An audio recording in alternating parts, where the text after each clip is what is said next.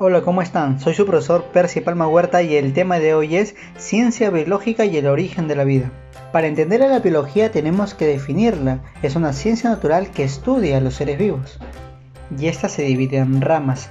Ramas que a su vez se desclasifican según la materia estudiada, según el tipo de organismo estudiado y de acuerdo con el nivel que se estudia la materia viva. Según la materia estudiada tendríamos a la morfología, que se estudia la forma de los seres vivos, la fisiología, que estudia las funciones de los seres vivos, la genética, que estudia la herencia biológica, la evolución, el que estudia el proceso de transformación de los seres vivos a través del tiempo, la taxonomía, que se encarga de clasificar a los seres vivos, la ecología, que estudia las relaciones de los seres vivos con el medio ambiente. Luego tendríamos de acuerdo o según el tipo de organismo estudiado, y según el tipo de organismo estudiado tendríamos a la microbiología, a la botánica, a la zoología. Y dentro de estas tenemos subdivisiones. En la microbiología tenemos a la bacteriología, que es el estudio de las bacterias, a la micología, que es el estudio de los hongos, a la virología, que es el estudio de los virus, a la protozoología, que se estudia de los protozoarios. Luego tendríamos a la botánica. En la botánica tenemos que tener en cuenta que es el estudio de las plantas, el cual incluye la ficología, que es el estudio de algas, la briología, que estudia los musgos y las hepáticas, la pteridología, que se encarga de los helechos, la carpología, que se encarga del estudio del fruto, y la panilología, que estudia los granos de polen. Luego tendríamos a la zoología, que es el estudio de los animales, y este se subdivide en varios campos. Tenemos a la helmintología, que es el estudio de los gusanos, a la entomología, el estudio de los insectos, a la malacología, que es el estudio de los moluscos, a la ictiología, más conocida como estudio de los peces, a la anfibología, estudio de los anfibios, la herpetología, estudio de los reptiles, la ornitología, estudio de las aves, y la mastología, que es el estudio de los mamíferos. Luego tendríamos que, de acuerdo con el nivel que se estudia la materia viva, tendríamos el nivel de la biología molecular, la biología celular, la histología y la organología, y la biología de los organismos. Ahora hablemos de los padres de la biología. Tenemos encabezando la lista a Gregorio Mendel, que es el padre de la genética también. Este gran personaje hizo estudios del Pisum sativum, que es el estudio de la alberja, y las variabilidades genéticas que tenía en esta, tanto en una línea de sucesión o en dos o más líneas de sucesión. Luego tenemos a Charles Darwin, que es el padre de la biología, porque él hizo un libro llamado El origen de las especies, en el cual explica que si bien vemos una organización compleja de distintos tipos de especies con distintos tipos de reinos, esto es debido a la evolución. Luego tendríamos a otro personaje, que es Carl von Linneo. Este es el padre de la taxonomía. ¿Y qué es la taxonomía? Es la ciencia en la cual se clasifican a todos los seres vivos. Lo tendríamos a Aristóteles, que es el padre de la biología. ¿Por qué es el padre de la biología? De hecho, él pertenece a la escuela vitalista que está dentro de la generación espontánea, que él decía que la vida se forma a partir de una materia inerte en descomposición.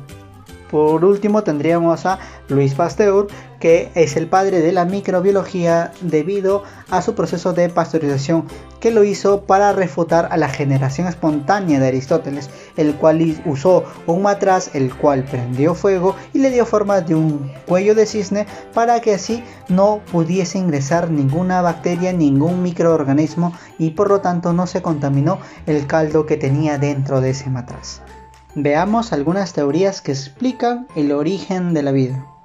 Tendremos a la teoría creacionista, en el cual se basa su fundamento en la Biblia, el cual indica de que hubo un Génesis. Este Génesis debido a una presencia divina que el cual fue portador de vida y dio origen a la vida.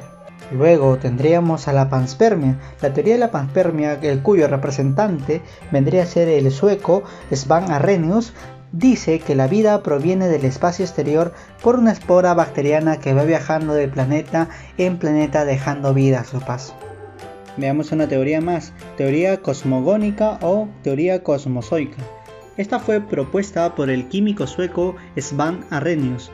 Plantea que alguna forma viva habría ingresado a nuestro planeta o sistema solar, proveniente del cosmos, bajo la forma de esporas bacterianas. A este proceso lo denominó panspermia. Esta teoría presenta el inconveniente de tener que explicar de qué manera este invasor extraterrestre vivo habría solucionado el problema que significa atravesar la barrera de nuestra atmósfera, la que se debe ser franqueada a gran velocidad debido a la atracción de la fuerza de la gravedad. Aún si ello hubiese sido posible, esta teoría no proporciona una explicación universal acerca del origen de la vida, puesto que no indica cómo y cuándo se habría originado esta, en su lugar de origen. Lo único que hace esta es posponer una explicación a una situación y lugar donde sucedieron los hechos. Veamos la última teoría, teoría quimiosintética. La teoría quimiosintética o evolución química fue propuesta por Alexander Oparin con la ayuda del inglés John Haldane en 1936.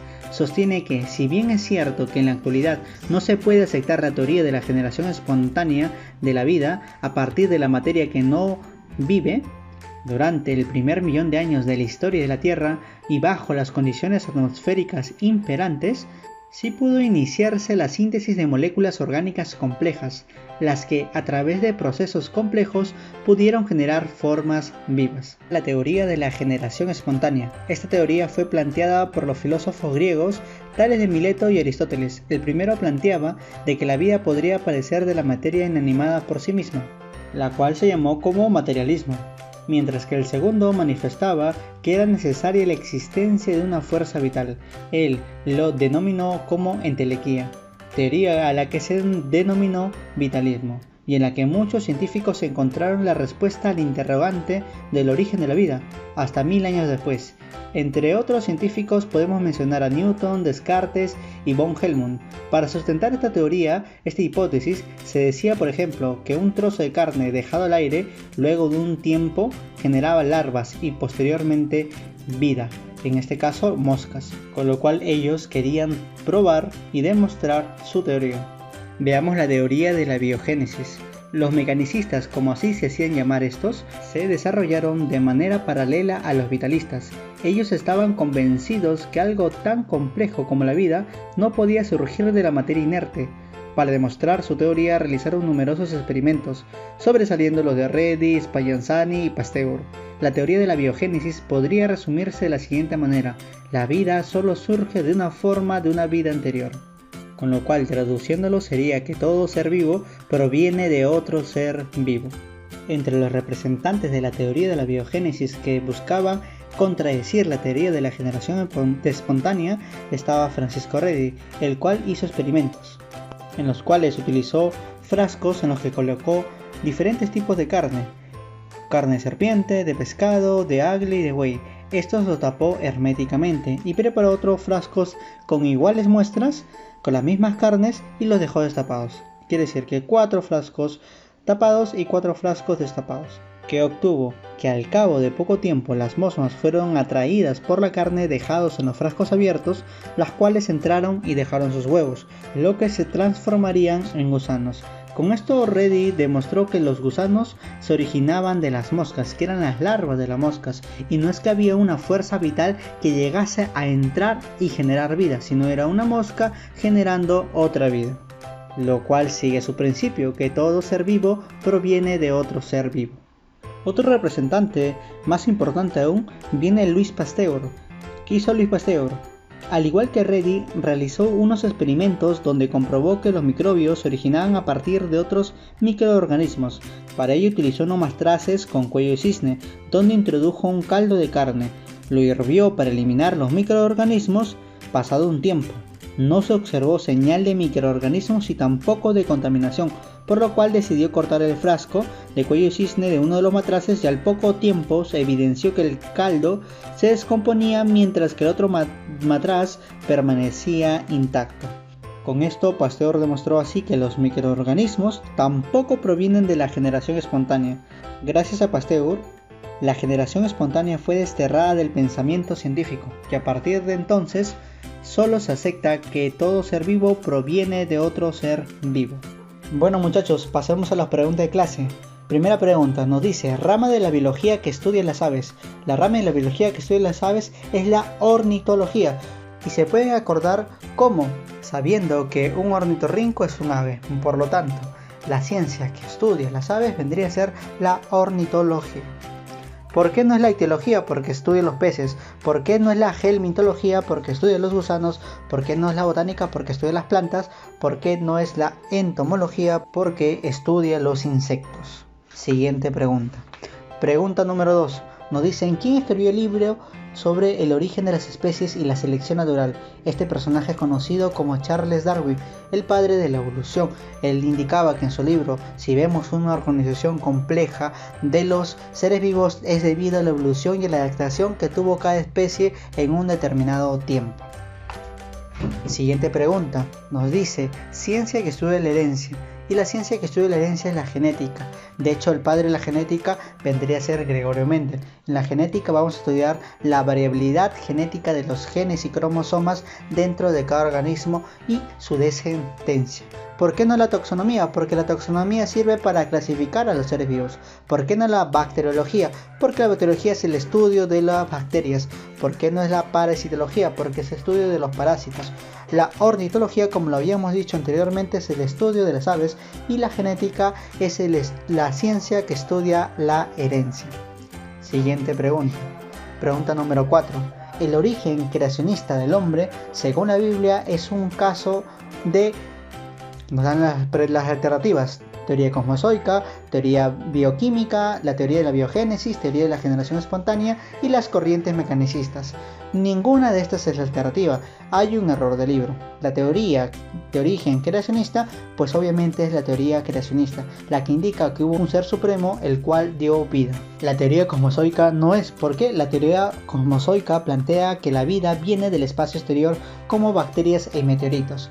La teoría bioquímica tampoco es, ya que sugiere que la vida surgió en la Tierra primitiva sin oxígeno y rica en gases como metano y amoníaco, y estas empezaron a formar moléculas orgánicas, que se llamó luego un coasorbado, y luego dieron origen a las células, y luego dio origen a los demás seres vivos que nosotros conocemos actualmente. De igual manera, la biogénesis, la cual explica que la vida viene de otra vida preexistente. La teoría de la generación espontánea, la cual indica que la vida proviene de la materia inerte en descomposición, y las corrientes mecanicistas, que es otro nombre de poder llamar a la teoría de la biogénesis. Siguiente pregunta. Nos dicen, teoría que propone la creación de la vida a partir de la materia inerte. Esta vendría a ser la teoría vitalista, la de Aristóteles, la cual dice que la vida proviene a partir de una materia inerte en descomposición. Extraterrestre no puede ser. Cosmozoica ya dijimos que proviene del espacio exterior en forma de bacterias que están dentro de los meteoritos. La panspermia no, porque la panspermia nos dice que la vida viene del espacio exterior por una espora bacteriana. La abiogénesis tampoco, y por lo tanto nuestra respuesta sería la vitalista, que la vida proviene a partir de la materia inerte en descomposición. Bueno muchachos, hemos llegado al término de la clase. No se olviden de presentar sus trabajos y sus tareas, los estaré esperando. Muchas gracias.